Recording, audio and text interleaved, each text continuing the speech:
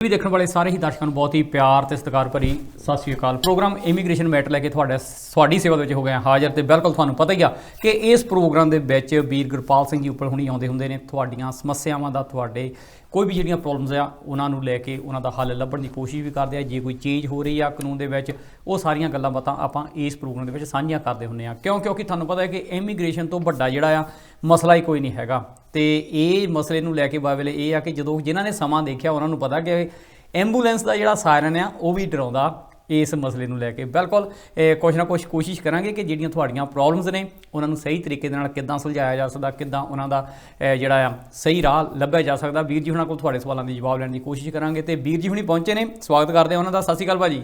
ਸਤਿ ਸ਼੍ਰੀ ਅਕਾਲ ਸੱਤੀ ਤੇ ਨਾਲ ਸਾਡੇ KTV ਦੇ ਸਰੋਤੇ ਜਿੱਥੇ ਵੀ ਹੋਗੇ ਮੇਰੇ ਵੱਲੋਂ ਸਾਰਿਆਂ ਨੂੰ ਪਿਆਰ ਭਰੀ ਸਤਿ ਸ਼੍ਰੀ ਅਕਾਲ ਜੀ। ਕਿੱਦਾਂ ਜੀ, ਠੀਕ ਠਾਕ ਹੋ? ਠੀਕ ਠਾਕ ਜੀ, ਚੜ੍ਹਦੀ ਕਲਾ। ਚੜ੍ਹਦੀ ਕਲਾ ਜੀ। ਬਿਲਕੁਲ ਜੀ, ਚੜ੍ਹਦੀ ਕਲਾ ਚਾਹੀਦੀ ਆ। ਕਿਉਂਕਿ ਇਹ ਆ ਕਿ ਤੁਹਾਨੂੰ ਪਤਾ ਆ ਕਿ ਸਾਰਿਆਂ ਨੇ ਆਪਣੇ ਆਂਢ ਗੁਆਂਢ ਦਾ ਖਿਆਲ ਰੱਖਣਾ, ਗੱਲਾਂ ਬਾਤਾਂ ਜ਼ਿਆਦਾ ਨਹੀਂ ਕਰਨੀਆਂ। ਕਿਉਂਕਿ ਸਾਨੂੰ ਪਤਾ ਆ ਕਿ ਪ੍ਰੋਬਲਮਸ ਤਾਂ ਹੋਰ ਹੀ ਬਹੁਤ ਹੈਗੀਆਂ ਆ। ਜਦੋਂ ਕਰੋਨਾ ਦੀ ਗੱਲ ਚੱਲੀ, ਕਰੋਨਾ ਤੋਂ ਪਹਿਲਾਂ ਬ੍ਰੈਕਸਿਟ ਹੋਇਆ। ਬ੍ਰੈਕਸਿਟ ਦੇ ਵਿੱਚ ਸਭ ਤੋਂ ਪਹਿਲਾਂ ਸਾਨੂੰ ਸਾਰਿਆਂ ਨੂੰ ਇਹ ਪਤਾ ਸੀਗਾ ਬਾਖੂਬੀ ਕਿ ਕੁਛ ਨਾ ਕੁਛ ਪ੍ਰੋਬਲਮਸ ਤਾਂ ਆਉਣਗੀਆਂ। ਕਿਹੜੀਆਂ ਆਉਣਗੀਆਂ ਉਹ ਨਹੀਂ ਸੀ ਪਤਾ। ਤੇ ਇਸ ਸਮੇਂ ਸਾਨੂੰ ਸਾਰਿਆਂ ਨੂੰ ਪਤਾ ਹੈ ਕਿ ਜਦੋਂ ਵੀ ਕਿਤੇ ਅਸੀਂ ਸੁਪਰ ਮਾਰਕੀਟਸ ਦੇ ਵਿੱਚ ਜਾਂਦੇ ਹਾਂ ਜਾਂ ਕਿਤੇ ਗਰੋਸਰੀ ਲੈਣ ਜਾਂਦੇ ਹਾਂ ਤੇ ਖਾਣ ਪੀਣ ਦੀਆਂ ਚੀਜ਼ਾਂ ਲੈਣ ਜਾਂਦੇ ਹਾਂ ਤਾਂ ਉਹਨਾਂ ਦੇ ਵਿੱਚ ਇੱਕ ਚੀਜ਼ ਬਹੁਤ ਆਮ ਦੇਖਣ ਨੂੰ ਮਿਲ ਰਹੀ ਆ, ਆਊਟ ਆਫ ਸਟਾਕ। ਕੀ ਹੋਇਆ? ਮੀਂਹ ਆ ਗਈ, ਘਨੇਰੀ ਤੇ ਨਾਲ ਫਸਲ ਖਰਾਬ ਹੋ ਗਈ। ਤੇ ਜਿਹੜੀਆਂ ਚੀਜ਼ਾਂ ਡਰਾਈ ਫੂਡ ਵੀ ਜੇ ਨਹੀਂ ਮਿਲ ਰਿਹਾ ਤਾਂ ਕਿਤੇ ਨਾ ਕਿਤੇ ਦਾ ਮਤਲਬ ਇਹ ਆ ਕਿ ਡਿਲੀਵਰੀ ਦੇ ਵਿੱਚ ਪ੍ਰੋਬਲਮ ਆ ਰਹੀ ਆ। ਬਿਲਕੁਲ। ਤੇ ਅੱਜ ਗੱਲਬਾਤ ਕਰਾਂਗੇ ਤੇ ਜਿਹੜੀ ਕਿ ਸਭ ਤੋਂ ਵੱਡੀ ਪ੍ਰੋਬਲਮ ਫੇਸ ਹੋਣ ਜਾ ਰਹੀ ਆ, ਫੇਸ ਕਰ ਰਹੇ ਆ, ਉਹਦਾ ਆਉਣ ਵਾਲੇ ਸਮੇਂ ਦੇ ਵਿੱਚ ਕਿੱਦਾਂ ਹੱਲ ਹੋਊਗਾ, ਕੀ ਹੋਣ ਜਾ ਰਿਹਾ, ਇਹ ਸਾਰੀਆਂ ਚੀਜ਼ਾਂ। ਪਰ ਇੱਕ ਚੀਜ਼ ਦਾ ਖਿਆਲ ਰੱਖਿਆ ਕਰੋ, ਸੋਸ਼ਲ ਮੀਡੀਆ ਦੇ ਉੱਤੇ ਆਈ ਹੋਈ ਹਰ ਨਿਊਜ਼ ਜਿਹੜੀ ਆ ਉਹ ਸੱਚ ਨਹੀਂ ਹੁੰਦੀ ਹੈਗੀ। ਅਫਵਾਹਾਂ ਤੋਂ ਬਚਿਆ ਕਰੋ। ਤਾਂ ਹੀ ਕੋਸ਼ਿਸ਼ ਕਰਦੇ ਹੁੰਦੇ ਆ ਕਿ ਇਸ ਪ੍ਰੋਗਰਾਮ ਦੇ ਵਿੱਚ ਭਾਜੀ ਹੋਣਾ ਦੇ ਕੋਲ ਕਾਨੂੰਨੀ ਜੋ ਕਾਨੂੰਨ ਦੇ ਵਿੱਚ ਆ ਅਕੋਰਡਿੰਗ ਟੂ ਲਾਅ ਕੀ ਹੋਣ ਰਿਹਾ, ਇਹ ਸਾਰੀਆਂ ਗੱਲਾਂ ਬਾਤਾਂ ਭਾਜੀ ਹੋਣਾ ਤੋਂ ਜਾਣਨ ਦੀ ਕੋਸ਼ਿਸ਼ ਕਰਦੇ ਹੁੰਦੇ ਆ। ਤੇ ਭਾਜੀ ਆਪਾਂ ਪਹਿਲੇ ਗੱਲ ਕੀਤੀ ਆ ਕਿ ਮੇਰਾ ਖਿਆਲ ਆਉਣ ਵਾਲੇ ਸਮੇਂ ਦੇ ਵਿੱਚ ਜਿਹੜੇ ਕਾਨੂੰਨ ਆ ਇਹ ਸੋਸ਼ਲ ਮੀਡੀਆ 'ਤੇ ਬਣਿਆ ਕਰਨਗੇ। ਜਿਹੜੇ ਆਪਣੀ ਸਲਾਹ ਕਰ ਰਹੇ ਆਪਣੀ ਸਲਾਹ ਨਾਲ ਚੱਲਿਆ ਕਰਨਗੇ। ਨਹੀਂ, ਐਕਚੁਅਲੀ ਕਾਨੂੰਨ ਤਾਂ ਫੇਰ ਵੀ ਮੈਂ ਕਹਿੰਦਾ ਪਾਰਲੀਮੈਂਟ 'ਚ ਬਣਿਆ ਕਰਨੇ ਹੈਗੇ, ਪਰ ਜਿਹਦੀ ਸਲਾਹ ਜਾਂ ਜੱਜਿਸ ਆ ਜੋ ਫੈਸਲੇ ਹੁੰਦੇ ਉਹ ਸ਼ਾਇਦ ਟਿਕਟੋਕ 'ਤੇ ਆਪਾਂ ਦਿਆ ਕਰਨੇ ਹੈਗੇ। ਸੋ ਵੈਸੇ ਵੀ ਮੈਂ ਦੇਖਦਾ ਹੁੰਦਾ ਲੋਕ ਆਉਂਦੇ ਸਾਰੇ ਦਫ਼ਤਰ ਪੱਲੂ ਤੇ ਕਹਿੰਦੇ ਆਪਾਂ ਸੁਣਿਆ ਸੀ, ਜਿਹਨੂੰ ਪੁੱਛਣਾ ਕਿੱਥੇ ਸੁਣਿਆ ਸੀ ਤਾਂ ਓਬਵੀਅਸਲੀ ਟਿਕਟੋਕ ਦਾ ਨਾਂ ਪੱਲੂ ਆ ਜਾਂਦਾ ਹੈਗਾ ਜਾਂ ਕਿਸੇ ਹੋਰ ਤੋਂ ਸੁਣਿਆ ਸੀ। ਸੋ ਸਾਰੀਆਂ ਜੋ ਪੈਨਾਂ ਹੈਗੀਆਂ, ਜੋ ਪ੍ਰੈਮਾਂ ਵਾਲੀਆਂ ਹੈਗੀਆਂ, ਜੋ ਆਪਾਂ ਕੰਮ ਤੇ ਜਾ ਕੇ ਸਲਾਹ ਇੱਕ ਦੂਜੇ ਨੂੰ ਦੇਈਦੀ ਹੈਗੀ ਹੈ, ਉਹਦੀ ਜੜ ਜੋ ਹੈਗੀ ਦੇਖ ਲਈ ਹੈ ਅਕਸਰ ਸੋਸ਼ਲ ਮੀਡੀਆ 'ਤੇ ਆਉਂਦੀ ਹੈਗੀ ਹੈ। ਪਰ ਮੈਂ ਵਾਰ-ਵਾਰ ਕਹਿੰਦਾ ਨਾ ਕਿ ਸਲਾਹ ਪ੍ਰੋਪਰ ਚਾਹੀਦੀ ਹੈਗੀ ਹੈ। ਪਹਿਲਾਂ ਤਾਂ ਤੁਸੀਂ ਔਨਲਾਈਨ ਜਾ ਕੇ ਚੈੱਕ ਕਰ ਲਿਆ ਕਰੋ UK ਦਾ UK ਦੀ ਗੌਰਮੈਂਟ ਦੀ ਜੋ ਵੈਬਸਾਈਟ, ਕਿਉਂਕਿ ਆਮ ਤੌਰ 'ਤੇ ਸਾਰੀ ਖਬਰ ਉੱਥੇ ਹੁੰਦੀ ਹੈਗੀ ਹੈ। ਤਾਂ ਉਹਦੇ ਬਾਅਦ 'ਚ ਜੋ ਮੈਂ ਕਹਿੰਦਾ ਕਿ ਪਾਣੀ ਵਾਂਗੂ ਜੋ ਫਿਸਲ ਕੇ ਅੱਗੇ ਚੱਲਣਾ ਹੈਗਾ ਫਿਰ ਟਿਕਟੋਕ ਤੱਕ ਪਹੁੰਚਦਾ ਹੁੰਦਾ ਆ। ਨਹੀਂ, ਮੇਰਾ ਖਿਆਲ ਆ ਵੀ ਆਉਣ ਵਾਲੇ ਸਮੇਂ ਦੇ ਵਿੱਚ ਗੌਰਮੈਂਟ ਨੂੰ ਆਪਣੀ ਵੈਬਸਾਈਟ ਬੰਦ ਕਰਕੇ ਇਹਨਾਂ ਦੇ ਨਾਲ ਕੋਈ ਨਾ ਕੋਈ ਸਮਝੌਤਾ ਕਰ ਲੈਣਾ ਚਾਹੀਦਾ ਕਿ ਗੌਰਮੈਂਟ ਦੀਆਂ ਜਿਹੜੀਆਂ ਅਫੀਸ਼ੀਅਲ ਵੈਬਸਾਈਟਸ ਨੇ ਉਹਨਾਂ ਦੇ ਉੱਤੇ ਲੋਕ ਘੱਟ ਗੌਰ ਕਰਦੇ ਨੇ ਤੇ ਜਿਹੜੀਆਂ ਸੋਸ਼ਲ ਮੀਡੀਆ 'ਤੇ ਜਿਹੜੇ ਮੇਰੇ ਵਰਗੇ ਬੈਠੇ ਨੇ ਗੱਪ ਜ਼ਿਆਦਾ ਮਾਰਦੇ ਨੇ ਤੇ ਸੱਚ ਘੱਟ ਦੱਸਦੇ ਨੇ, ਉਹਨਾਂ ਦੀ ਗੱਲ ਉੱਤੇ ਗੌਰ ਕੀਤਾ ਜਾ ਰਿਹਾ। ਉਹਦਾ ਕਾਰਨ ਸਭ ਤੋਂ ਪਹਿਲਾਂ ਇਹ ਆ ਕਿ ਅਸੀਂ ਹਮੇਸ਼ਾ ਆਪਣੇ ਪੱਖ ਦੀ ਹੀ ਗੱਲ ਸੁਣਨੀ ਚਾਹੁੰਦੇ ਆ। ਅਸੀਂ ਚਾਹੁੰਦੇ ਆ ਕਿ ਹਾਂ ਵੀ ਮੈਂ UK ਕਿੱਦਾਂ ਪਹੁੰਚਣਾ, ਉਹਦਾ ਕੋਈ ਨਾ ਕੋਈ ਮੈਨੂੰ ਹੱਲ ਦੱਸ ਦੇਵੇ। ਤੇ ਉਹਦਾ ਹੱਲ ਦੱਸਣ ਦੇ ਵਿੱਚ ਮੇਰਾ ਕੀ ਜਾਂਦਾ, ਹਾਂ ਬਈ ਮੈਂ ਤੁਹਾਨੂੰ ਕਹਿ ਦਿੰਦਾ ਕੱਲ੍ਹ ਨੂੰ ਵੀ ਸੋਸ਼ਲ ਮੀਡੀਆ 'ਤੇ ਬੈਠ ਕੇ ਗੌਰਮੈਂਟ ਜਿਹੜੀ ਆ ਵੀਜ਼ੇ ਖੋਲ੍ਹਣ ਜਾ ਰਹੀ ਆ। 6 ਮਹੀਨਿਆਂ ਤੱਕ ਧੜਾ ਧੜ ਇਹਨਾਂ ਨੇ ਸਾਈਕਲ ਚਲਾਉਣ ਵਾਲਿਆਂ ਨੂੰ ਵੀਜ਼ੇ ਦੇਣੇ ਆ। ਹੁਣ ਇਹ ਆ ਕਿ ਹੁਣ ਸਾਈਕਲ ਤਾਂ ਸਾਰਿਆਂ ਨੂੰ ਚਲਾਉਣਾ ਆਉਂਦਾ, ਇਹਦਾ ਮਤਲਬ ਇਹ ਥੋੜ੍ਹਾ ਕਿ ਹੁਣ ਗੌਰਮੈਂਟ ਨੇ ਸਾਰਿਆਂ ਨੂੰ ਵੀਜ਼ੇ ਦੇਣੇ। ਗੱਲ ਇਹ ਆ ਕਿ ਗੱਲ ਦਾ ਵਜੂਦ ਕੀ ਆ, ਗੱਲ ਜਿਹੜੀ ਵਾਕਿਆ ਇਹਦੇ ਵਿੱਚ ਸੱਚ ਹੈਗਾ ਜਾਂ ਨਹੀਂ ਹੈਗਾ, ਇਹ ਤੁਸੀਂ ਆਪ ਸਮਝਣਾ ਹੈਗਾ। ਸੋਸ਼ਲ ਮੀਡੀਆ 'ਤੇ ਘੱਟ ਯਕੀਨ ਕਰਿਆ ਕਰੋ, ਜੋ ਹਕੀਕਤ ਆ ਉਹਦੇ ਵਿੱਚ ਯਕੀਨ ਕਰਿਆ ਕਰੋ, ਸਮਝਿਆ ਕਰੋ। ਥੋੜ੍ਹਾ ਬਹੁਤਾ ਰੀਸਰਚ ਜਿਹੜੀ ਆ ਬਹੁਤ ਜ਼ਰੂਰੀ ਹੁੰਦੀ ਕਿਸੇ ਵੀ ਚੀਜ਼ ਨੂੰ ਲੈ ਕੇ। ਤੇ ਬਿਲਕੁਲ ਭਾਜੀ ਹੁਣ ਤੋਂ ਜਾਂਦੇ ਭਾਜੀ, ਇਸ ਸਮੇਂ ਸਭ ਤੋਂ ਵੱਡੀ ਪ੍ਰੋਬਲਮ ਜਿਹੜੀ ਆ ਸਾਨੂੰ ਵੀ ਆ ਰਹੀ, ਮੈਂ ਕਿਹਾ ਤੁਹਾਨੂੰ ਵੀ, ਤੁਸੀਂ ਵੀ ਇਸੇ ਦੇਸ਼ 'ਚ ਰਹਿੰਦੇ, ਤੁਹਾਨੂੰ ਵੀ ਆਉਂਦੀ ਹੋਣੀ ਆ। ਮਿਲਕ ਸ਼ੇਕ ਦੇ ਲੈਣ ਦੇ ਵਿੱਚ ਜਾਂ ਸਬਵੇ ਗਿਆ ਨੂੰ ਕਿਤੇ ਕੋਈ ਹਾਰਡ ਇਟਾਲੀਅਨ ਬ੍ਰੈਡ ਦੇ ਵਿੱਚ ਲੈਣ ਦੇ ਵਿੱਚ ਪ੍ਰੋਬਲਮ ਆ ਰਹੀ ਕਿ ਨਹੀਂ ਭਾਜੀ? ਦੇਖੋ ਤੁਸੀਂ ਆਪ ਹੀ ਗੱਲ ਸ਼ੁਰੂ ਕਰਤੀ ਤੇ ਸ਼ਾਇਦ ਹੁਣ ਅੱਜ ਇੱਕ ਲਾਈਵ ਐਗਜ਼ਾਮਪਲ ਦੇਣ ਲੱਗਾ ਹੈਗਾ। ਅੱਜ ਆਪਾਂ ਗੱਲ ਕਰਨੀ ਹੈਗੀ ਆ HGV ਡਰਾਈਵਰਸ, ਟਰੱਕ ਡਰਾਈਵਰਸ ਜੀ। ਤਾਂ ਗੱਲ ਤਾਂ ਆਪਾਂ ਕਰਨ ਲੱਗੇ ਹੈਗੇ ਆ। ਦੇਖੀ ਹੁਣ ਅਗਲੀ ਗੱਲ ਕੀ ਹੋਣੀ ਹੈਗੀ ਆ, ਸੋਸ਼ਲ ਮੀਡੀਆ ਇਹ ਫੈਲ ਜਾਣਾ ਹੈਗਾ ਹੁਣ UK ਦੇ ਵਿੱਚ ਟਰੱਕ ਡਰਾਈਵਰਾਂ ਦੀ ਲੋੜ ਹੈਗੀ ਆ। ਤੇ ਇਹ ਗੱਲ ਦੇਖੀ ਦੁਬਈ ਤੋਂ ਲੈ ਕੇ ਇੰਡੀਆ ਤੱਕ ਪਹੁੰਚਣੀ ਹੈ ਜੀ। ਮਗਰ ਇਹ ਸੱਚਾਈ ਕੀ ਹੈਗੀ ਆ, ਰੌਲਾ ਕਿਉਂ ਪੈ ਰਿਹਾ ਹੈਗਾ, ਕਿਉਂ ਹੁਣ ਮਾਈਕਲ ਗਵ ਵੀ ਸਰਕਾਰ ਵੱਲੋਂ ਤਿਆਰੀ ਹੋ ਰਹੀ ਹੈਗੀ ਕ੍ਰਿਸਮਸ ਦੀ। ਕੁਝ ਡਰ ਹੁਣ ਇਹ ਹੈਗਾ ਕਿ ਟਰੱਕ ਡਰਾਈਵਰ ਇੱਥੇ ਨਹੀਂ ਹੈਗੇ, ਇਹ ਸ਼ੋਰਟੇਜ ਦੀ ਸਪਲਾਈ ਹੈਗੀ ਆ, ਫਿਰ ਸਮਾਨ ਦੇਖੀ ਦੁਕਾਨਾਂ ਤੱਕ ਨਹੀਂ ਪਹੁੰਚਣਾ ਹੈਗਾ। ਜੀ ਆਪਾਂ ਦੇਖ ਚੁੱਕੇ ਹੈਗੇ ਆ, milk shakes out of stock ਹੋ ਚੁੱਕੇ, ਚਿਕਨ ਨਗਟਸ ਦੀ ਲੋਕਾਂ ਦੇ ਨਹੀਂ ਮਿਲਦੇ ਹੈਗੇ, KFC ਨਹੀਂ ਲੋਕਾਂ ਦੇ ਮਿਲਦੇ ਹੈਗੇ। ਤਾਂ ਆਉਂਦੇ ਦੇ ਸਮੇਂ ਦੇ ਵਿੱਚ ਇਹ ਕ੍ਰਿਸਮਸ ਤੱਕ ਪਹੁੰਚ ਗਏ, ਇਹ ਲੋਕਾਂ ਦੇ ਪ੍ਰੈਜ਼ੈਂਟਸ ਕ੍ਰਿਸਮਸ ਟਰੀਜ਼ ਨਹੀਂ ਪਹੁੰਚੇ ਹੈਗੇ, ਤਾਂ ਲੋਕਾਂ ਕ੍ਰਿਸਮਸ ਨਹੀਂ ਮਨਾ ਹੋਣੀ ਹੈਗੀ। ਤੇ ਇਹਦਾ ਕਾਰਨ ਕੀ ਹੈਗਾ? ਕਾਰਨ ਤਾਂ ਇਹ ਮੈਂ ਕਹਿੰਦਾ ਪੈਦਾ ਹੋਏਗਾ ਬਿਕੋਜ਼ UK ਦੇ ਵਿੱਚ ਇੱਕ ਸ਼ੋਰਟੇਜ ਹੈਗੀ ਹੈ, ਇੱਕ ਘਾਟ ਹੈਗੀ ਹੈ ਡਰਾਈਵਰਾਂ ਦੀ, ਤਾਂ ਡਰਾਈਵਰ ਦੀ ਲੋੜ ਹੈਗੀ ਹੈ।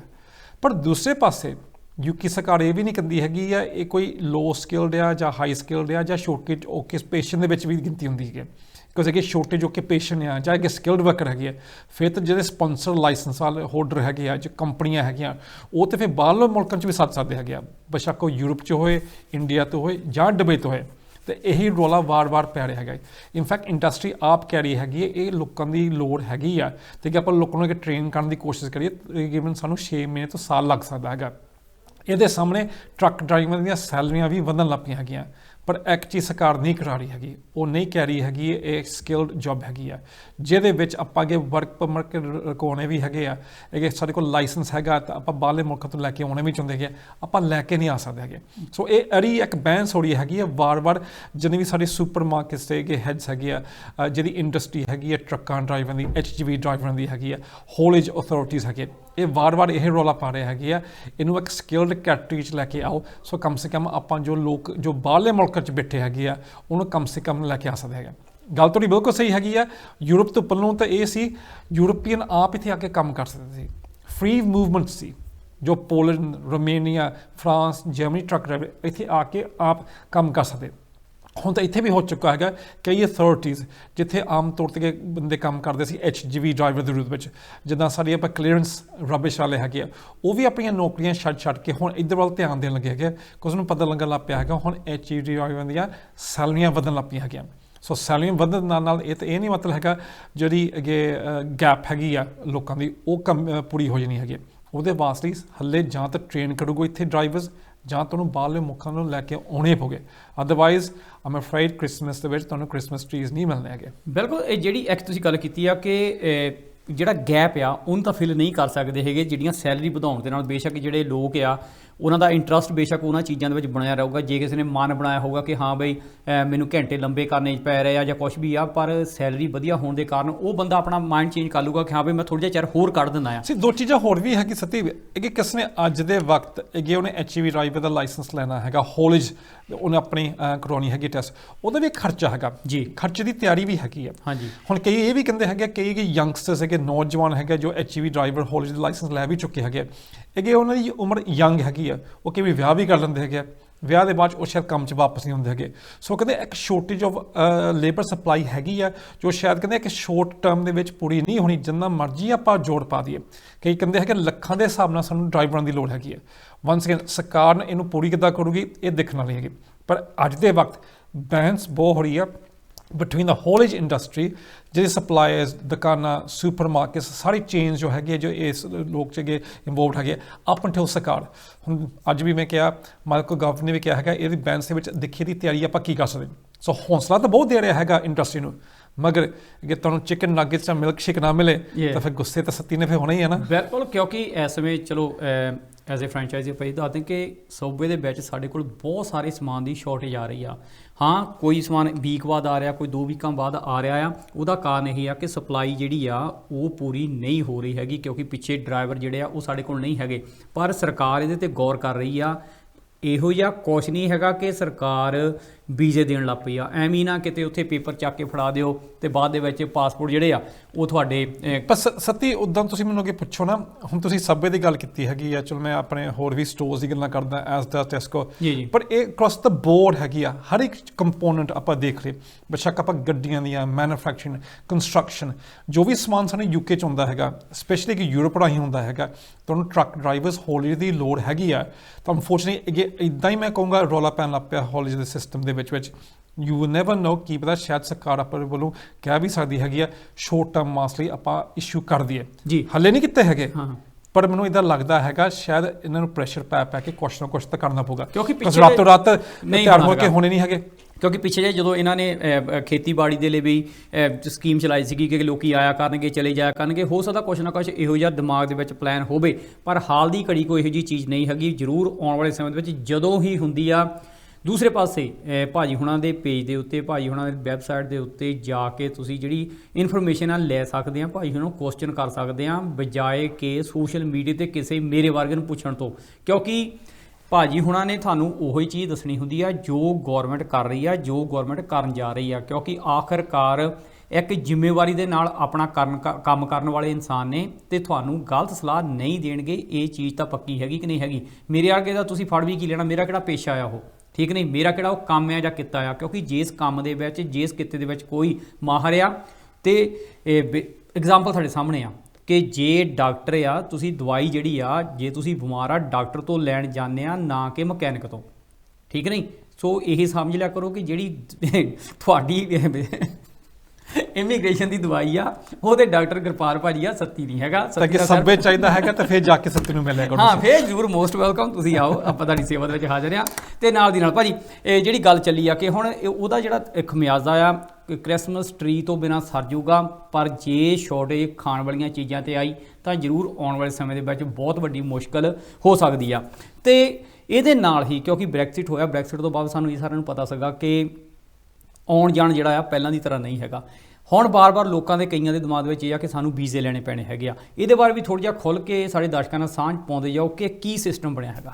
ਚਲੋ, ਬ੍ਰੈਕਸਿਟ ਦੇ ਬਾਅਦ 'ਚ ਯੂਕੇ ਨੇ ਸਰਕਾਰ ਨੇ ਇਹ ਵੀ ਤਿਆਰੀ ਕੀਤੀ ਗਈ ਸੀ ਕਿ ਕਿਸ ਨੇ ਕੰਮ ਤੇ ਕੋਈ ਬੰਦਾ ਰੱਖਣਾ ਚਾਹੁੰਦੇ ਹੈਗੇ ਆ, ਇਹ ਕਿ ਯੂਕੇ ਦੇ ਵਿੱਚ ਤੁਹਾਨੂੰ ਨਹੀਂ ਮਿਲਦਾ ਹੈਗਾ, ਤੁਸੀਂ ਬਾਹਰਲੇ ਮੁਲਕਾਂ 'ਚ ਨੂੰ ਵੀ ਲੋਕਾਂ ਨੂੰ ਇੱਥੇ ਲੈ ਕੇ ਰੱਖ ਸਕਦੇ ਆ ਕਿ ਕੰਮ ਦੇ ਰੂਪ ਵਿੱਚ।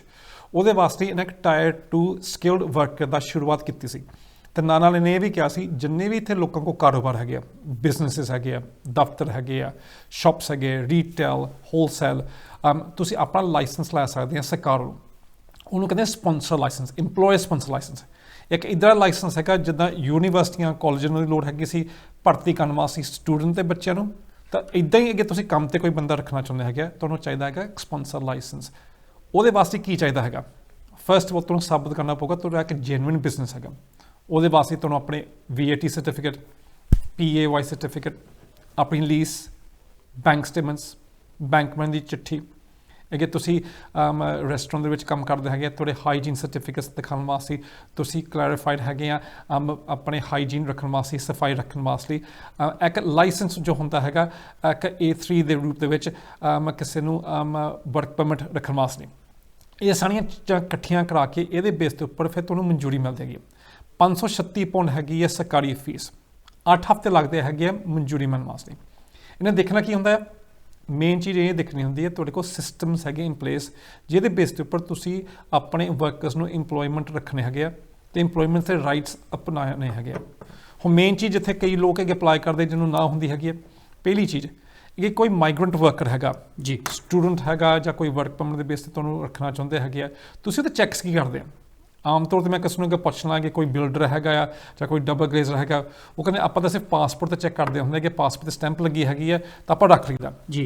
ਹੁਣ ਰਿਐਲਿਟੀ ਇਹ ਹੈਗਾ ਜਦੋਂ ਤੁਸੀਂ ਕੋਈ ਰੱਖਦੇ ਆ, ਸਪੈਸ਼ਲੀ ਮਾਈਗਰੈਂਟ ਵਰਕਰ, ਤੁਹਾਨੂੰ ਔਨਲਾਈਨ ਜਾ ਕੇ ਚੈੱਕ ਕਰਨਾ ਹੁੰਦਾ ਉਹਨੇ ਰਾਈਟ ਟੂ ਵਰਕ। ਹੁਣ ਰਾਈਟ ਟੂ ਵਰਕ ਦਾ ਚੈੱਕ ਕਰੀਦਾ ਔਨਲਾਈਨ ਸਿਸਟਮ 'ਚ ਜਾ ਕੇ ਕਿਸੇ ਦੇ BRP ਦਾ ਨੰਬਰ ਪਾ ਕੇ, ਡੇਟ ਆਫ ਬਰਥ ਪਾ ਕੇ, ਮੂਹਰੇ ਦੀ ਫੋਟੋ ਆ ਜਾਂਦੀ ਆ ਕਹਿਣ ਵਾਸਤੇ ਉਹ ਕੋਲ ਰਾਈਟ ਟੂ ਵਰਕ ਜਾਂ ਕਿੰਨੇ ਘੰਟੇ ਨੂੰ ਹੱਕ ਹੈਗਾ। ਜਨਰੇਟ ਹੁੰਦਾ ਇੱਕ ਕੋਡ, ਉਹੀ ਕੋਡ ਤੁਸੀਂ ਆਪਣੇ ਇੰਪਲੋਈ ਨੂੰ ਭੇਜਣਾ ਹੁੰਦਾ ਹੈ, ਤਾਂ ਇਹ ਤੁਹਾਡਾ ਇੰਪਲੋਇਰ ਹੈ ਉਹਨੂੰ ਡਾਊਨਲੋਡ ਕਰਾ ਕੇ ਰੱਖਣਾ ਹੁੰਦਾ, ਤਾਂ ਹਰ ਇੱਕ 6 ਮਹੀਨੇ ਬਾਅਦ ਉਹਨੂੰ ਚੈੱਕ ਕਰਨਾ ਹੁੰਦਾ ਉਹ ਬੰਦੇ ਨੂੰ ਹਾਲੇ ਵੀ ਕੰਮ ਕਰਨ ਦੀ ਇਜਾਜ਼ਤ ਹੈ ਜਾਂ ਨਹੀਂ ਹੈ। ਨਾਲ ਤੁਹਾਡੇ personal details, name, date of birth, ਤੁਹਾਡੀ ਈਮੇਲ, ਟੈਲੀਫੋਨ ਨੰਬਰ, ਐਡਰੈਸ, ਤਾਂ ਉਹ ਵੀ 6 ਮਹੀਨੇ ਬਾਅਦ ਚੈੱਕ ਕਰਨਾ ਹੁੰਦਾ, ਹਾਲੇ ਵੀ ਕਦੇ ਚੇਂਜ ਤਾਂ ਨਹੀਂ ਕਦੇ ਹੋਏ ਹੈਗੇ। ਇਹ ਸਿਸਟਮ ਜੋ ਹੈਗੇ ਤੁਹਾਨੂੰ ਔਨਲਾਈਨ ਵੀ ਰੱਖਣੇ ਪੈਂਦੇ ਹੈਗੇ ਆ, ਇੱਕ ਆਊਟਲੁੱਕ ਸਿਸਟਮ, ਇੱਕ ਇਲੈਕਟ੍ਰੋਨਿਕ ਸਿਸਟਮ, ਤਾਂ ਨਾਲ ਇੱਕ ਹਾਰਡ ਕਾਪੀ ਵੀ ਹੁੰਦੀ ਹੈਗੀ ਹੈ। ਲੋਕਾਂ ਦੇ ਜੋ ਕੰਮ ਦੇ ਰਾਈਟਸ ਹੈਗੇ ਆ, ਕੰਮ ਦੇ ਰਾਈਟਸ ਕੀ ਹੁੰਦੇ ਆ? ਕੰਟਰੈਕਟ ਆਫ ਇੰਪਲੋਇਮੈਂਟ, ਹੌਲੀਡੇ ਪੇ, ਸਿਕ ਪੇ, ਉਹਦੇ ਨਾਲ ਤੁਸੀਂ ਘੰਟੇ ਕਿੱਦਾਂ ਨੋਟ ਕਰਦੇ, ਕਿੰਨੇ ਘੰਟੇ ਨੇ ਲਾਏ ਹੈਗੇ, ਕਿੰਨੀਆਂ ਦਿਹਾੜੀਆਂ ਲਾਈਆਂ ਹੈਗੀਆਂ। ਇਹ ਜਿੰਨੇ ਵੀ ਰਾਈਟਸ ਹੈਗੇ ਆਮ ਤੌਰ 'ਤੇ ਹਰ ਇੱਕ ਇੰਪਲੋਇਰ ਤੇ ਇੰਪਲੋਈ ਨੂੰ ਚਾਹੀਦੇ ਹੁੰਦੇ ਹੈਗੇ ਆ, ਸਪੈਸ਼ਲੀ ਕੋਈ ਆਪਾਂ ਵੱਡੀ ਕੰਪਨੀ।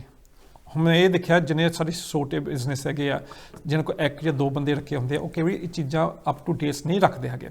ਇਹਨੂੰ ਇਹ ਵੀ ਨਹੀਂ ਪਤਾ ਹੋਵੇਗਾ ਕਿ ਇੰਪਲੋਇਰ ਹੈਗਾ, ਇੰਪਲੋਈ ਨੂੰ ਪੈਨਸ਼ਨ ਦੇ ਰਾਈਟਸ ਆਪਟ ਇਨ ਜਾਂ ਆਊਟ ਹੁੰਦੇ ਹੈਗੇ ਆ। ਇਹ ਸਾਰੇ ਸਿਸਟਮ ਜਿੱਦਾਂ ਇੱਕ ਜੈਨੂਇਨ ਇੰਪਲੋਇਰ ਇੱਕ ਇੰਪਲੋਈ ਲਈ ਰੱਖਦੇ ਹੈਗੇ, ਇਹ ਵੀ ਤੁਹਾਨੂੰ ਰੱਖਣੇ ਪੈਂਦੇ ਹੈਗੇ ਤਾਂ ਜਾ ਕੇ ਤੁਹਾਨੂੰ ਇੱਕ ਲਾਇਸੈਂਸ ਮਿਲਦਾ। ਤਾਂ ਇੱਕ ਵਾਰੀ ਤੁਹਾਨੂੰ ਲਾਇਸੈਂਸ ਮਿਲ ਪਿਆ, ਫਿਰ ਤੁਸੀਂ ਕੋਈ ਵੀ ਕੈਟੇਗਰੀ ਜੋ ਸਕਿਲਡ ਕੈਟੇਗਰੀ ਦੇ ਹਿੰਟਾਂ ਹੈਗੇ ਆ, ਤੁਸੀਂ ਉਹਨੂੰ ਇੰਪਲੋਏ ਕਰ ਸਕਦੇ ਹੋ।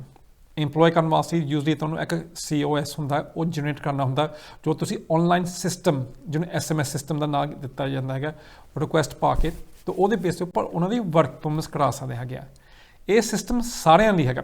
ਇਨਫੈਕਟ ਸਿਸਟਮ 2020 ਤੋਂ ਪਹਿਲਾਂ ਵੀ ਚੱਲਦਾ ਹੁੰਦਾ ਸੀ, ਪਰ 2021 ਤੋਂ ਸ਼ੁਰੂ ਹੋਇਆ ਹੈਗਾ। ਇਹਨਾਂ ਨੇ ਇਹ ਕਿਹਾ ਹੈਗਾ ਸਾਰੇ ਅਪਲਾਈ ਕਰ ਲਓ, ਤੇ ਇਹਨੇ ਰੂਲਸ ਵੀ ਰਿਲੈਕਸ ਕਰਤੇ। ਮੇਨ ਰੂਲਸ ਕੀ ਰਿਲੈਕਸ ਕੀਤੇ ਹੈਗੇ ਆ, ਇੱਕ ਲੇਬਰ ਮਾਰਕੀਟ ਟੈਸਟ ਹੁੰਦਾ ਸੀ, ਮਤਲਬ ਕਹਿਣ ਵਾਸਤੇ ਇਹ ਪਹਿਲਾਂ ਚੈੱਕ ਕਰਦੇ ਹੁੰਦੇ ਸੀ ਜਿਹਦਾ ਬੰਦਾ ਤੁਸੀਂ ਕੰਮ ਤੇ ਰੱਖਣਾ ਚਾਹੁੰਦੇ ਹੈਗੇ ਆ, ਉਹਦੀ ਤੁਸੀਂ ਮਸ਼ਹੂਰੀ ਕਰਾ ਕੇ UK 'ਚ ਕੋਸ਼ਿਸ਼ ਕੀਤੀ ਹੈਗੀ ਆ ਉਹਨੂੰ ਕੰਮ ਤੇ ਰੱਖਣ ਜਾਂ ਲੱਭਣ ਵਾਸਤੇ ਲਈ, ਤੇ ਕਿ ਨਹੀਂ ਲੱਭ ਰਹੇ ਹੈਗੇ ਸਾਬਤ ਕਰੋ। ਇਹ ਤੁਹਾਨੂੰ ਹੁਣ ਕਰਨ ਦੀ ਲੋੜ ਨਹੀਂ ਹੈਗੀ।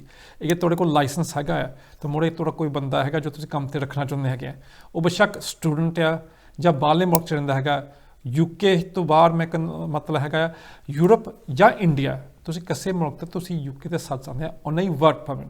ਸ਼ਰਤ ਸਿਰਫ ਇਹ ਹੈਗੀ ਆ ਜਿਹਨੂੰ ਆਉਣਾ ਹੈਗਾ, ਇੱਕ ਤੁਹਾਨੂੰ ਇੰਗਲਿਸ਼ ਹੁੰਦੀ ਹੈਗੀ ਆ ਘੱਟ ਤੋਂ ਘੱਟ B1 ਉਹ ਸਾਰੇ ਕੈਟੇਗਰੀਜ਼ ਦੇ ਵਿੱਚ, ਸਪੀਕਿੰਗ, ਲਿਸਨਿੰਗ, ਰੀਡਿੰਗ, ਰਾਈਟਿੰਗ, ਤਾਂ ਨਾਲ ਉਹਨੇ +2 ਤੋਂ ਅਬਵ ਉਹਦੀ ਪੜ੍ਹਾਈ ਹੈਗੀ ਹੈ, ਤਾਂ ਐਕਸਪੀਰੀਅੰਸ ਹੈਗੀ ਹੈ ਜਿਹਦੇ ਰੂਪ ਵਿੱਚ ਤੁਸੀਂ ਸੱਦਣਾ।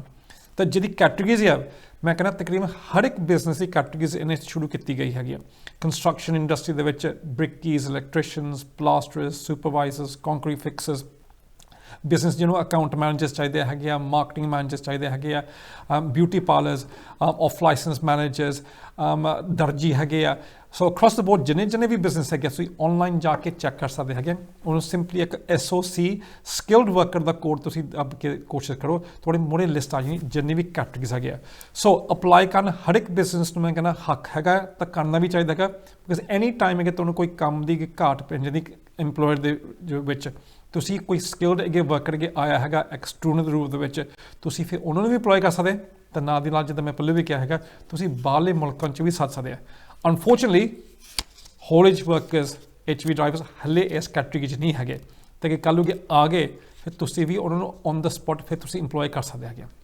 ਤੇ ਬਿਲਕੁਲ ਸਹੀ ਗੱਲ ਆ। ਤੇ ਇਹ ਸਾਰੀਆਂ ਚੀਜ਼ਾਂ ਜਿਹੜੀਆਂ ਨੇ ਇਹ ਤੁਸੀਂ ਰਿਵਾਈਂਡ ਕਰਕੇ ਦੁਬਾਰਾ ਜ਼ਰੂਰ ਨੋਟ ਕਰ ਲਿਓ। ਸਭ ਤੋਂ ਵੱਡੀ ਗੱਲ ਇਹ ਆ ਕਿ ਲਾਇਸੈਂਸ ਅਪਲਾਈ ਤਾਂ ਕਰ ਲੈਂਦੇ, ਪਰ ਇਹਨਾਂ ਦਿਨਾਂ ਦੇ ਵਿੱਚ ਉਹ ਇੰਟਰਵਿਊਜ਼ ਕਰਨੀਆਂ ਉਹਨਾਂ ਨੇ ਸ਼ੁਰੂ ਕੀਤੀਆਂ ਨੇ, ਤੇ ਇੰਟਰਵਿਊਜ਼ ਦੇ ਲਈ ਤੁਹਾਨੂੰ ਕਾਲਸ ਆਉਂਦੀਆਂ ਨੇ। ਉਹ ਕਾਲ ਜਿਹੜੀਆਂ ਨੇ ਹੋਮ ਆਫਿਸ ਤੋਂ ਭਾਜੀ ਨਹੀਂ ਆਉਂਦੀਆਂ। ਇਹ ਚੀਜ਼ ਅਸੀਂ ਦਰਸ਼ਕਾਂ ਨੂੰ ਦੱਸਦੇ ਕਿਉਂਕਿ ਸਾਡਾ ਆਪ ਦਾ ਭਾਈਬੰਦ ਜਿਹੜਾ ਆ ਉਹਨੇ ਜਿਹੜਾ ਕੋਈ ਇੰਟਰਵਿਊ ਕਰਨ ਵਾਲਾ ਸੀਗਾ ਉਹਨੂੰ ਝਾੜ ਪਾ ਦਿੱਤੀ ਕਿ ਨਹੀਂ ਮੈਂ ਤੇਰੇ ਨਾਲ ਗੱਲ ਹੀ ਨਹੀਂ ਕਰਨੀ ਹੈਗੀ, ਕਿਉਂਕਿ ਮੈਨੂੰ ਤਾਂ ਕਦੇ ਇਦਾਂ ਦੀ ਕੋਈ ਅੱਗੇ ਕਾਲ ਆਈ ਨਹੀਂ ਹੈਗੀ, ਹੋਮ ਆਫਿਸ ਵਾਲੇ ਕਾਲ ਕਰਦੇ ਨਹੀਂ ਹੈਗੇ ਜੇ ਉਹ। ਸੋ ਇਹ ਚੀਜ਼ਾਂ ਨੂੰ ਖਿਆਲ ਰੱਖਣ ਵਾਲੀਆਂ। ਸੱਤੀ ਇੱਕ ਮੈਂ ਕਲੀਅਰ ਕਰਦਾ, ਸੱਤੀ ਜੋ ਗੱਲ ਕਰਦਾ ਹੈ ਜਿਨ ਤੁਸੀਂ ਸਪਾਂਸਰ ਲਾਇਸੈਂਸ ਕਦੇ ਐਪਲੀਕੇਸ਼ਨ ਅੱਗੇ ਦਰਜ ਕੀਤੀ ਆ 20% ਆਫ ਦਾ ਟਾਈਮ ਹੈ ਨਾ ਉਹ ਕਈ ਵਾਰੀ ਤੁਹਾਨੂੰ ਇੰਟਰਵਿਊ ਕਰਨ ਆ ਜਾਂਦੇ ਦੇਖਣ ਵਾਸਤੇ, ਤੁਸੀਂ ਰਿਐਲਿਟੀ ਦੇ ਵਿੱਚ ਜੋ ਤੁਸੀਂ ਸਾਨੂੰ ਦਿਖਾਇਆ ਹੈਗਾ ਉਹ ਅਸੀਂ ਤੁਹਾਡੇ ਕੋਲ ਹੈਗਾ ਵੀ ਨਹੀਂ ਹੈਗਾ, ਤਾਂ ਉਹਦੇ ਵਾਸਤੇ ਇੰਟਰਵਿਊ ਹੁੰਦੀ ਆ। ਹੁਣ ਜਿਹੜੀ ਇੰਟਰਵਿਊ ਆ ਉਹ ਹੋਮ ਆਫਿਸ ਆਪ ਨਹੀਂ ਕਰਦੀ, ਉਹਨਾਂ ਇੱਕ ਰਿਪਰੈਜ਼ੈਂਟੇਟਿਵ ਹੁੰਦਾ ਹੈਗਾ ਜਿਹਨੇ ਖੁਦ ਆ ਕੇ ਤੁਹਾਡੇ ਸਵਾਲ ਜਵਾਬ ਲਿਖਣੇ ਹੁੰਦੇ ਹੈਗੇ ਆ। ਉਹਨੇ ਦੇਖਣਾ ਹੁੰਦਾ ਤੁਹਾਡਾ ਬਿਜ਼ਨਸ ਕਿੰਨਾ ਪੁਰਾਣਾ ਹੈਗਾ, ਬਿਜ਼ਨਸ ਦੇ ਵਿੱਚ ਕਿੰਨੇ ਬੰਦੇ ਕੰਮ ਕਰਦੇ ਹੈਗੇ ਆ, ਜਿੰਨੇ ਬੰਦੇ ਕੰਮ ਕਰਦੇ ਸਾਰੇ ਪੇਰੋਲ ਦੇ ਉੱਪਰ ਹੈਗੇ ਆ, ਤੁਸੀਂ ਜੋ ਇੰਪਲੋਏ ਕਰਦੇ ਕਿਸੇ ਨੂੰ ਉਹਦੇ ਰਾਈਟਸ ਕੀ ਤੁਸੀਂ ਅਪਲਾਈ ਕਰਦੇ ਹੈਗੇ ਆ, ਉਹਦੇ ਰਾਈਟਸ ਅੱਗੇ ਤੁਸੀਂ ਰਿਕਾਰਡ ਕਰਦੇ ਕਿੱਦਾਂ ਰਿਕਾਰਡ ਕਰਦੇ ਹੈਗੇ ਆ, SMS ਸਿਸਟਮ ਜੋ ਨਾ ਹੈਗਾ ਉਹਨੂੰ ਤੁਸੀਂ ਕਿੱਦਾਂ। ਸੋ ਸਾਰੇ ਸਵਾਲ ਜਵਾਬ ਜੋ ਉਹ ਸੁਣਨਾ ਚਾਹੁੰਦੇ ਉਹਦੇ ਬਾਰੇ ਚੈੱਕ ਕਰਦੇ ਤੁਹਾਡੇ ਕੋਲ ਰਿਐਲਿਟੀ 'ਚ ਵੀ ਹੈਗਾ ਜਾਂ ਸਿਰਫ ਦਿਖਾਉਂਦੇ ਹੈਗੇ ਆ। ਤਾਂ ਉਹ ਜੋ ਰੈਪਰੈਜ਼ੈਂਟੇਟਿਵ ਹੈਗਾ ਉਹ ਹੋਮ ਆਫਿਸ ਵਾਲਾ ਬੰਦਾ ਨਹੀਂ ਹੈਗਾ। ਤਾਂ ਸੱਤੀ ਸ਼ਾਇਦ ਉਹਦੀ ਗੱਲ ਕਰਦਾ, ਕਈ ਵਾਰੀ ਜਦੋਂ ਫੋਨ ਹੁੰਦਾ ਯੈਸ ਉਹ ਬੇਸ਼ੱਕ ਹੋਮ ਆਫਿਸ ਆਪ ਨਹੀਂ ਹੋਗਾ ਪਰ ਇੱਕ ਰੈਪਰੈਜ਼ੈਂਟੇਟਿਵ ਹੋਗਾ ਉਹਦੇ ਬਿਹਾਫ ਦੇ ਉੱਪਰ ਜਿਹਨੇ ਹੋਣਾ ਆ। ਪਹਿਲੇ ਤੁਹਾਨੂੰ ਚੈੱਕ ਕਰਨਾ ਹੈਗਾ ਤੁਸੀਂ ਕੀ ਸੋਸ਼ਲ ਡਿਸਟੈਂਸਿੰਗ ਤੁਸੀਂ ਕੀ ਰੱਖਿਆ ਹੈਗਾ, ਬਿਕੋਜ਼ ਕੋਵਿਡ ਦਾ ਜ਼ਮਾਨਾ ਹੈਗਾ ਤਾਂ ਓਬਵੀਅਸਲੀ ਉਹਨਾਂ ਨੂੰ ਵੀ ਡਰ ਹੁੰਦਾ ਕਿ ਤੁਹਾਡੇ ਦਫ਼ਤਰ ਆਏ ਉਹਨਾਂ ਫੈਸਿਲਿਟੀਆਂ ਹੈਗੀਆਂ ਆਪਣਾ ਵੀ ਬਚਾਅ ਰੱਖਣ ਵਾਸਤੇ। ਸੋ ਡਰੋ ਨਾ ਇਹ ਕਿ ਤੁਸੀਂ ਐਪਲੀਕੇਸ਼ਨ ਦਰਜ ਕਰਵਾਈ ਹੈਗੀ ਆ ਤਾਂ ਤੁਹਾਨੂੰ ਬਾਈ ਚਾਂਸ ਕਿਸੇ ਗੋੜੇ ਦਾ ਅੱਗੇ ਫੋਨ ਆ ਜਾਵੇ। ਬਿਲਕੁਲ ਸਹੀ ਗੱਲ ਆ। ਫਿਰ ਤੁਸੀਂ ਅੰਗਰੇਜ਼ੀ ਆਪ ਨਹੀਂ ਬੋਲਣੀ ਹੈਗੀ, ਕਿਸੇ ਹੋਰ ਤੋਂ ਬੁਲਾਉਣੀ ਜਿਹਨੂੰ ਆਉਂਦੀ ਆ। ਤਾਂ ਇੱਥੇ ਵੀ ਮੈਂ ਦੱਸ ਦੇਵਾਂ ਅੱਗੇ ਤੁਹਾਡੇ ਸਪਾਂਸਰ ਲਾਇਸੈਂਸ ਹੈਗਾ, ਕੱਲ੍ਹ ਨੂੰ ਤੁਸੀਂ ਆਪਣੇ ਬ੍ਰਦਰ ਸਿਸਟਰ ਰਿਸ਼ਤੇਦਾਰ ਨੂੰ ਸੱਦਣਾ ਚਾਹੁੰਦੇ ਹੈਗੇ ਆ ਤੁਸੀਂ ਉਹਨੂੰ ਸੱਦ ਨਹੀਂ ਸਕਦੇ ਹੈਗੇ ਐਜ਼ ਅ ਕੀ ਵਰਕਰ, ਮਤਲਬ ਕਹਿਣ ਵਾਸਤੇ ਜਿਹਦੇ ਬੇਸ ਦੇ ਉੱਪਰ ਕਿ ਲਾਇਸੈਂਸ ਤੁਹਾਡੇ ਨਾਂ 'ਤੇ ਹੈਗਾ ਤੁਸੀਂ ਆਪਣੇ ਡਾਇਰੈਕਟ ਰਿਲੇਟਿਵਸ ਨੂੰ ਨਹੀਂ ਸਪਾਂਸਰ ਕਰ ਸਕਦੇ ਹੈਗੇ। ਅੱਗੇ ਤੁਸੀਂ ਕਿਸੇ ਰਿਲੇਟਿਵ ਨੂੰ ਸਪਾਂਸਰ ਕਰਨਾ ਤੁਹਾਨੂੰ ਆਪ ਪਿੱਛੇ ਹਟ ਕੇ ਕਿਸੇ ਹੋਰ ਨੂੰ ਮੋੜੇ ਕੀ ਵਰਕਰ ਦੇ ਰੂਪ 'ਚ ਰੱਖਣਾ ਪਊਗਾ। ਬਹੁਤ ਪੰਗੇ ਨੇ, ਇਸ ਲਈ ਮੈਂ ਕਹਿੰਦਾ ਕਿ ਦਵਾਈ ਜਿਹੜੀ ਆ ਡਾਕਟਰ ਤੋਂ ਹੀ ਲੈਣੀ ਚਾਹੀਦੀ ਆ। ਇਹਨਾਂ ਸਾਰੀਆਂ ਚੀਜ਼ਾਂ ਦੇ ਲਈ ਇੰਨੇ ਵੱਡੇ ਕਹਿੰਦੇ ਨੇ ਬਈ ਸਾਰਾ ਕੁਝ ਇਕੱਠਾ ਕਰਨ ਤੋਂ ਇਲਾਵਾ ਬੈਟਰ ਆ ਕਿ ਜੇ ਤੁਸੀਂ ਭਾਈ ਸੱਤੀ ਮੈਂ ਆਪਣੇ ਕਿਉਂ ਗੱਲਾਂ ਕਰ ਰਿਹਾ ਸੋ ਮੈਂ ਟੋਕਣ ਲੱਗਾ ਹੁਣ ਆਮ ਤੌਰ ਤੇ ਕੀ ਹੁੰਦਾ ਸਾਡੇ ਪੰਜਾਬੀਆਂ ਵਿੱਚ, ਚਲੋ ਆਪਾਂ ਲਾਇਸੈਂਸ ਲੈ ਲਈਏ, ਕਿਸੇ ਦਾ ਬਿਲਡਰ ਦਾ ਆ, ਕਿਸੇ ਦੇ ਬਿਊਟੀ ਪਾਰਲਰ ਹੈਗਾ, ਕਿਸੇ ਦੀ ਦੁਕਾਨ ਆ, ਕਿਸੇ ਡਬਲ ਗੇਸਿੰਗ ਹੈ, ਬੰਦਾ ਪਹਿਲਾਂ ਉਹ ਸੋਚਦਾ ਚਲੋ ਆਪਾਂ ਕਿਸੇ ਆਪਣਾ ਖੁਦ ਦਾ ਰਿਸ਼ਤਾ ਸੱਦ ਲਈਏ। ਜੀ ਜੀ, ਮੈਂ ਫਿਰ ਇੱਕ ਐਡਵਾਈਸ ਦਊਂਗਾ ਕਿ ਤੁਸੀਂ ਲਾਇਸੈਂਸ ਲੈ ਕੇ ਤੁਸੀਂ ਬੰਦਾ ਕੰਮ ਤੇ ਰੱਖਣਾ, ਉਹ ਬੰਦਾ ਤੁਸੀਂ ਕੰਮ ਤੇ ਰੱਖੋ ਜੋ ਥੋੜਾ ਆਪਣੇ ਬਿਜ਼ਨਸ ਨੂੰ ਫਾਇਦਾ ਹੋਗਾ। ਬਿਕਾਜ਼ ਲਾਇਸੈਂਸ ਕਿਉਂ ਦਿਆ ਜਾਂਦਾ ਹੈਗਾ, ਸੋ ਤੁਸੀਂ ਆਪਣੀ ਤਰੱਕੀ ਕਰ ਸਕਦੇ ਆ ਜੀ। ਇਹ ਨਹੀਂ ਹੈਗਾ ਤੁਸੀਂ ਕਿਸੇ ਇੰਡੀਆ ਤੋਂ ਇੱਕ, ਮੈਂ ਕਹੂੰਗਾ ਇੱਕ ਲੋ ਸਕਿਲਡ ਵਰਕਰ ਨੂੰ ਇੱਕ ਹਾਈ ਸਕਿਲ ਦੇ ਕੈਟੇਗਰੀ ਸ਼ੋਅ ਕਰਾ ਕੇ ਸੱਦਦੇ ਹੈਗੇ ਜੀ। ਬਿਕਾਜ਼ ਇਹ ਤਾਂ ਕਿ ਦੇਖਿਆ ਜਾਏ ਇੱਕ ਕਿਸਮ 'ਚ ਗਲਤ ਹੈਗਾ ਹੈ। You just trying to manipulate the system. ਇਹ ਤੁਹਾਡੀ ਜੈਨੂਅਲੀ ਇੱਕ ਸਿਸਟਮ ਤਿਆਰ ਕੀਤਾ ਗਿਆ ਹੈ, ਸੋ ਤੁਸੀਂ ਜੈਨੂਇਨ ਇੰਪਲੋਈਜ਼ ਰੱਖ ਸਕਦੇ ਹੈਗੇ ਜੋ ਤੁਹਾਨੂੰ ਕੰਮ ਲਈ ਲੋੜ ਹੈਗੀ ਆਪਣੇ ਬਿਜ਼ਨਸ ਵਿੱਚ ਤੁਹਾਡੀ ਖੁਦ ਦੀ ਤਰੱਕੀ ਵਾਸਤੇ। ਇਹ ਤਾਂ ਨਹੀਂ ਹੈਗਾ ਕਿਸ ਨੂੰ ਚੀਪ ਲੇਬਰ ਦੇ ਰੂਪ ਵਿੱਚ ਆਪਣੇ ਘਰ ਦੇ ਕੋਈ ਰਿਸ਼ਤੇਦਾਰ ਨੂੰ ਤਸੱਲੀਏ। ਕਿਉਂਕਿ ਹੁੰਦਾ ਕਈ ਵਾਰੀ ਕੀ ਆ, ਇੰਡੀਆ 'ਚ ਪਿੰਡ ਦੇ ਵਿੱਚ ਕੋਈ ਖੇਤੀ ਕਰਦਾ ਹੈਗਾ, ਚਲੋ ਉਹਨੂੰ ਸੱਦ ਲਈਏ ਹੈਗੀ ਹੈ, ਉਹਨੂੰ ਆਪਾਂ ਟ੍ਰੇਨਿੰਗ ਕਰਾ ਲਈਏ, ਉਹਦੇ ਪਰ ਪੇਪਰ ਤਿਆਰ ਕਰ ਲਈਏ। ਨੋ, ਇਹ ਉਹਨਾਂ ਲਈ ਨਹੀਂ ਹੈਗਾ। ਇਸ ਫੋਰ ਜੈਨੂਇਨ ਇੰਪਲੋਈਜ਼ ਜੋ ਜੈਨੂਇਨ ਰੂਪ 'ਚ ਕਿਸੇ ਨੂੰ ਰੱਖਣਾ ਚਾਹੁੰਦੇ ਆ। ਬਿਲਕੁਲ ਸਹੀ ਗੱਲ ਆ। ਤੇ ਇਹ ਸਾਰੀਆਂ ਚੀਜ਼ਾਂ ਮੈਂ ਮੁੜ ਕੇ ਫਿਰ ਇਹੀ ਕਹਿਣਾ ਕਿ ਤੁਸੀਂ ਬੈਟਰ ਆ ਕਿ ਭਾਜੀ ਹੁਣਾਂ ਨੂੰ ਮਿਲ ਕੇ ਤੁਸੀਂ ਉਹਨਾਂ ਦੇ ਕੋਲੋਂ ਸਲਾਹ ਲੈ ਲਓ। ਵੈਂਸਡੇ ਵਾਲੇ ਦਿਨ ਆਓ, ਨਾਲੇ ਸਟੂਡੀਓ ਦੇਖ ਜਾਇਆ ਕਰੋ ਤੇ ਨਾਲੇ ਭਾਜੀ ਹੁਣਾਂ ਨੂੰ ਮਿਲ ਜਾਇਆ ਕਰੋ। ਕਿ ਨਹੀਂ ਭਾਜੀ? ਇਹ ਆ ਕਿ ਇੱਕ ਕੰਮ ਕਰਨਾ ਆਂਦੇ ਦੋ ਕੰਮ ਹੁੰਦੇ ਆ। KTV ਦੇ ਸਟੂਡੀਓ ਵਿੱਚ ਆ ਕੇ ਨਾਲੇ ਗੱਪਸ਼ਪ ਲਾ ਜਾਇਆ ਕਰੋ। ਤੇ ਦੂਸਰੇ ਪਾਸੇ ਇਹ ਵੀ ਗੱਲ ਹੈ ਕਿ ਕਿਉਂਕਿ ਸਾਨੂੰ ਪਤਾ ਆ ਕਿ ਜਿੱਥੇ ਡਰਾਈਵਰਸ ਨੂੰ ਲੈ ਕੇ ਜਿਹੜੀ ਕਮੀ ਪੇਸ਼ੀ ਜਿਹੜੀ ਆ ਘਾਟ ਆ ਉਹ ਤਾਂ ਸਾਨੂੰ ਸਾਰਿਆਂ ਨੂੰ ਦਿਸੇ ਰਹੀ ਆ।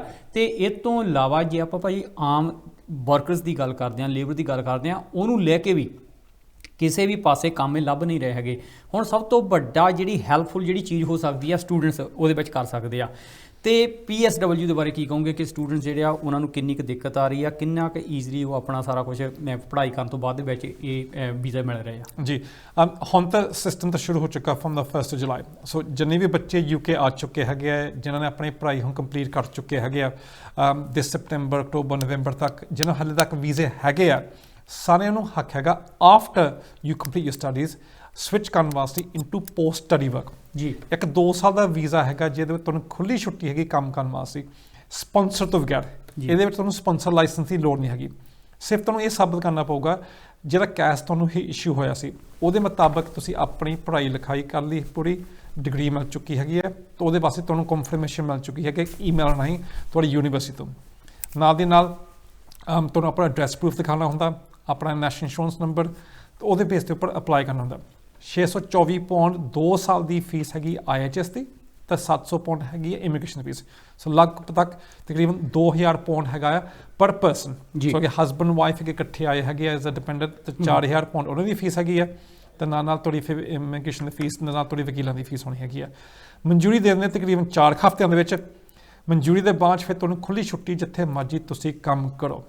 ਪਰ ਨਾਲ ਦੀ ਨਾਲ ਇਹ ਵੀ ਕਹਿੰਦੇ ਹੈਗੇ ਆ ਕਿ ਤੁਸੀਂ ਸਵਿਚ ਕਰਾ ਕੇ ਤੁਸੀਂ ਟਾਇਰ 2 ਸਕਿਲਡ ਵੀਜ਼ਾ ਵੀ ਅਪਲਾਈ ਕਰਨਾ ਚਾਹੁੰਦੇ ਹੋ, ਤੁਸੀਂ ਉਹ ਵੀ ਕਰ ਸਕਦੇ ਹੈਗੇ ਜੀ। ਤਾਂ ਉਹਦੇ ਵਾਸਤੇ ਕੀ ਚਾਹੀਦਾ ਹੈਗਾ, ਤੁਹਾਨੂੰ ਚਾਹੀਦਾ ਹੈਗਾ ਆ ਸਪਾਂਸਰ ਲਾਇਸੈਂਸ ਵਾਲਾ ਇੰਪਲੋਇਰ।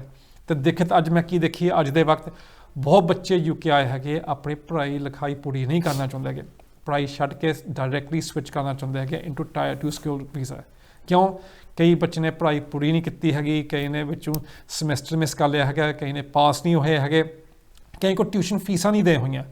ਮਗਰ ਮੇਰੀ ਖੁਦ ਦੀ ਸਾਰੇ ਬੱਚੇ ਨੂੰ ਸਲਾਹ ਹੈਗੀ ਹੈ ਕਿ ਤੁਸੀਂ UK ਆਏ ਹੈਗੇ ਆ, ਤੁਸੀਂ ਟਿਊਸ਼ਨ ਦੀ ਫੀਸ ਦੇ ਚੁੱਕੇ ਆ, ਭਾਰੀ ਰਕਮ ਤੁਸੀਂ ਏਜੰਟਾਂ ਨੂੰ ਇੰਡੀਆ ਦੇ ਚੁੱਕੇ ਹੈਗੇ ਆ, ਪਲੀਜ਼ ਆਪਣੀ ਪੜ੍ਹਾਈ ਕੰਪਲੀਟ ਕਰਨ ਦੀ ਕੋਸ਼ਿਸ਼ ਕਰੋ। ਉਹਦੇ ਵਿੱਚ ਕਮ ਸੇ ਕਮ ਤੁਹਾਨੂੰ ਇਹ ਫਾਇਦਾ ਹੈਗਾ UK ਦੀ ਡਿਗਰੀ ਮਿਲ ਜੂਗੀ, ਜਿਹਦੇ ਬੇਸ ਤੇ ਤੁਸੀਂ ਅੱਗੇ ਜਾ ਕੇ ਕਿਸੇ ਵੀ ਦੁਨੀਆ ਦੇ ਵਿੱਚ ਆਪਣੀ ਵਰਕ ਪਰਮਿਟ ਦੀ ਐਪਲੀਕੇਸ਼ਨ ਦਰਜ ਕਰਾ ਸਕਦੇ, Canada, America, Europe, Australia, New Zealand.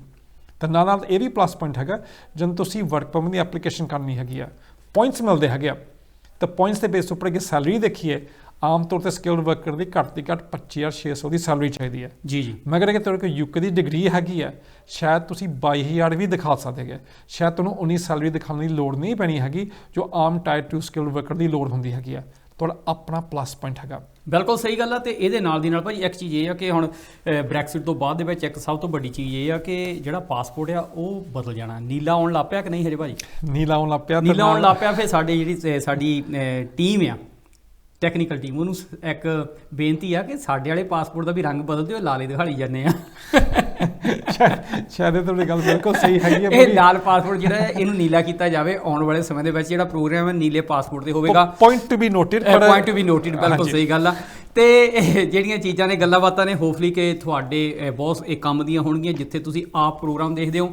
ਨਾਲ ਦੀ ਨਾਲ ਪ੍ਰੋਗਰਾਮ ਨੂੰ ਸ਼ੇਅਰ ਕਰਨਾ ਨਹੀਂ ਭੁੱਲਣਾ, ਕਿਉਂਕਿ ਹੋ ਸਕਦਾ ਕੁਝ ਗੱਲਾਂ ਤੁਹਾਡੇ ਕੰਮ ਦੀਆਂ ਹੋਣ ਤੇ ਕੁਝ ਕਿਸੇ ਹੋਰ ਦੇ ਕੰਮ ਦੀਆਂ ਹੋਣ, ਤਾਂ ਕਿ ਇਹ ਜਿਹੜੀਆਂ ਚੀਜ਼ਾਂ ਨੇ, ਇਹ ਗੱਲਾਂ ਬਾਤਾਂ ਨੇ ਸਰ ਤੁਹਾਡੇ ਤੱਕ ਸੀਮਤ ਨਾ ਜਾਣ, ਹੋਰ ਕਿਸੇ ਦੇ ਕੰਮ ਆ ਜਾਣ। ਤੇ ਇਸੇ ਤਰ੍ਹਾਂ ਹੀ ਤੁਸੀਂ ਆਪਣਾ, ਆਪਣੇ ਆਂਢ ਗੁਆਂਢ ਦਾ, ਸਾਰਿਆਂ ਦਾ ਖਿਆਲ ਰੱਖਣਾ। ਪ੍ਰੋਗਰਾਮ ਕਰਦਿਆਂ ਤੋਂ ਕਿਸੇ ਦੀ ਸ਼ਾਨ ਦੇ ਖਿਲਾਫ ਕੁਝ ਬੋਲ ਗਏ ਹੋਈਏ, ਉਹਦੇ ਲਈ ਦੋਨੇ ਹੱਥ ਜੋੜ ਕੇ ਮਾਫੀ। ਆਉਣ ਵਾਲੇ ਸਮੇਂ ਦੇ ਵਿੱਚ ਮਿਲਾਂਗੇ ਦੁਬਾਰਾ। ਤੁਸੀਂ ਰੱਖਿਓ ਆਪੋ ਆਪਣਾ ਖਿਆਲ ਤੇ ਸਾਡੇ ਵੱਲੋਂ ਪਿਆਰ ਭਰੀ ਸਤਿ ਸਤਿ ਸ਼੍ਰੀ ਅਕਾਲ।